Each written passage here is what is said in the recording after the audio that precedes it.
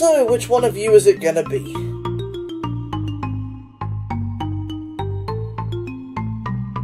Who am I kidding? It can only be... I smell a new game. Kinda smells like... No, it can't be.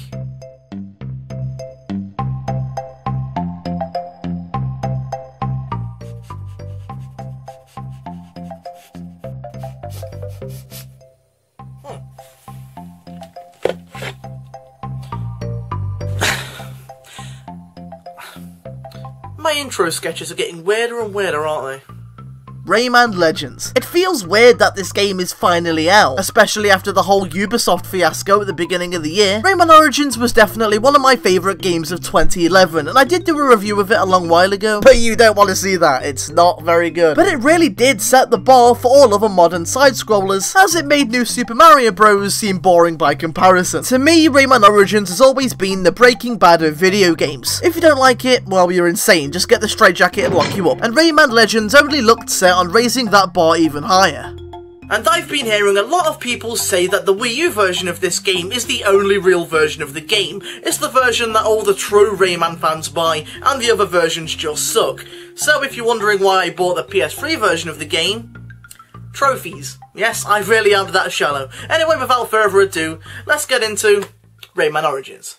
You said the wrong game. As far as the story goes, it more or less follows the story of the original. Rayman and the gang are enjoying a nap when it turns out there's evil afoot. And I don't know, something about evil teensies stealing good teensies or whatever. Whatever gets Rayman into another adventure is good enough for me. Like before, you're saving a bunch of busty women, but before they were fairies and granted you powers, but in Rayman Legends they're just characters that you can play as, but none of them are nearly as fun to play as Rayman, so you'll never want to. And honestly, Origins is to Legends as Portal 1 is to Portal 2. I mean, I love Rayman Origins, but looking back, it did feel like a pretty textbook side-scroller. Garden world, desert world, ice world. Even if the deserts had bamboo and the ice worlds had fruit, it was still pretty much the same guidelines. But in Rayman Legends, it really felt like its own thing. There were dragons, Rome, Dia de los Muertos, and industrial places that made me think of Limbo. It felt so much more creative, and almost every level was impressive to me. And now this might sound like a bold claim what I'm about to say, but these Rayman games, to me,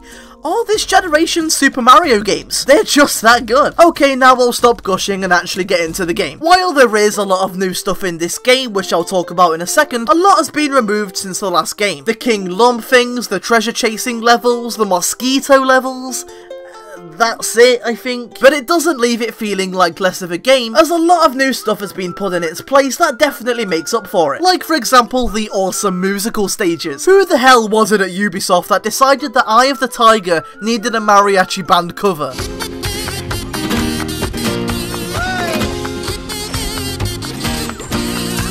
It's this kind of creativity that makes Rayman Legends so great. Another new addition to the game are the Murphy levels, which are the low point of the game in my opinion. I mean, they're not bad in any way, but they were so obviously designed with the gamepad in mind. I mean, if anything, playing these levels makes me feel kinda guilty. Like the PS3 is saying, yeah, you wanted it on PS3, so here, have it, it's what you wanted, isn't it? You also get a lucky ticket for every level you complete, which can grant you certain unlockables. And oh god, guys, really? Yes, we get it. This was supposed to be played on the Wii U, but aside from the new stuff, the rest of the game holds up pretty damn well. I honestly feel like I could buy a million of these Rayman games. The fast fluid gameplay just never gets old for me. It really is like playing Uncharted in 2D at times. But if you're looking for more things to do other than trying to get every last teensy, there are a few extra things this time round. There's Kung Fu, a multiplayer football game which I never got the chance to play because I have no friends, and online mode. New challenges are uploaded every single day and they can be pretty fun. Stuff like, how fast can you get this far? And how many lumps can you get before you die? And how many meters can you go in Murphy's dungeon? And it can get pretty infuriating at times for the competitive players out there,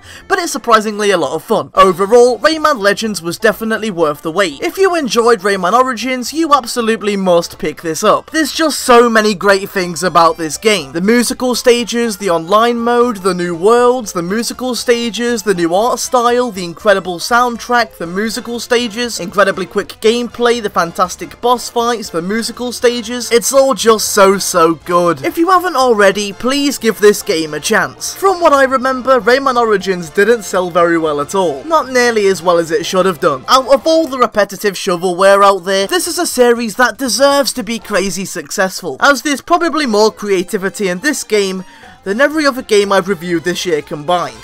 And that's saying a lot. And so that's my thoughts on Rayman Legends. But what do I know? I might be crazy! So let's get a second opinion. Today, Hayden from Jradgex.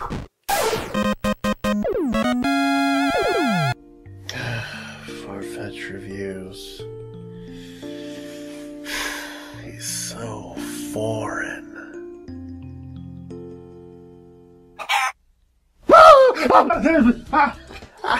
What? Who the hell are you people? Oh, wait. Oh, right, the thing, yeah, yeah, sure, let's do it. Good day, good evening, good morning, or good night, complete strangers. The name is Jradgex. So as you all were probably told, I'm here today to tell you everything that I know about Rayman Legends. Really? Really? In front of everyone? Really? Rayman Legends! I remember when Rayman Origins first came out and how the drastic change in the overall gameplay made it really hard for me to enjoy the experience. There was just something about moving really fast and thinking quickly while staring at a zoomed out picture that just didn't feel like Rayman. But all those problems were immediately ignored after playing through Rayman Legends. I can't exactly explain it, but the gameplay was reworked so well that even when it brought me to near rage quits, I always walked away satisfied. Making the bonus slums easier to collect and only putting 2 cage-breaking minigames in each level really took a lot of the stress off. It made moving through levels feel a lot smoother because you didn't have to stop and do a minigame for every single teensy. Just do. Some can argue that making levels easier takes away the experience from the gamer, but in Rayman's case, I don't think that matters. What made the Rayman series so great was just exploring such creative and colorful worlds, and Rayman Legends doesn't ignore that fact. Every level of every world has something distinct and memorable about it, whether it be in the visuals or the gameplay. Also, the addition of the challenge minigames, in my opinion, really carried a lot of the replay value. Things like playing the lottery or collecting animals worked really well as a single-player aspect, whereas things like the daily and weekly challenges and the Kung Fu tournament worked really well as a multiplayer aspect. I was really impressed on how they were able to naturally blend these two very different aspects of the game together, whereas a lot of gaming companies would probably focus on one aspect rather than the other. And you could play through almost all of Origins. I'm sorry, what? But despite all the great additions made to the Rayman formula, there's still several things I don't like about Legends. The main villains, I thought, were probably the least intimidating villains out of the entire series. I know that them being weaklings was the comedic point, but never having an actual fight with what's supposed to be the main bad guys always kind of felt empty to me.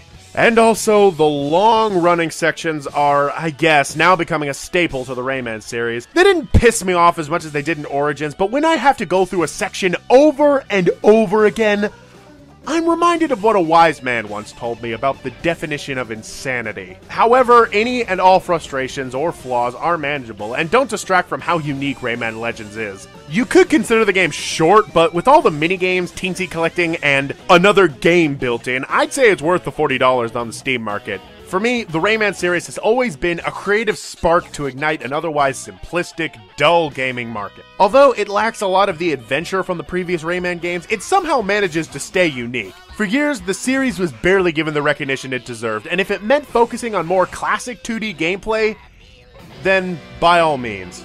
And that's all that I have to say on the subject of Rayman Legends. And you guys can, you guys can follow me. Just look up that name on YouTube, and I got a Facebook and a Twitter for Twitterers. Now, if you'll excuse me, I believe a logo is about to show up in a second.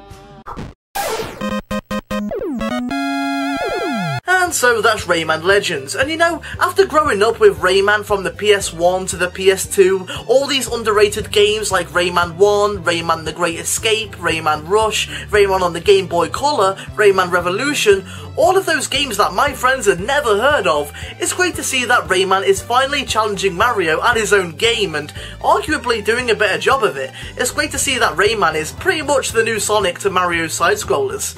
Oh, by the way, Michel Ansel, if you're watching this, I doubt you are, but just in case you are, I don't even know if he understands English, but just in case you are watching this, now that you've released this sequel, why don't you hurry up and release the sequel to this? Quit teasing me, Ansel. I want this game already. The sequel, I mean.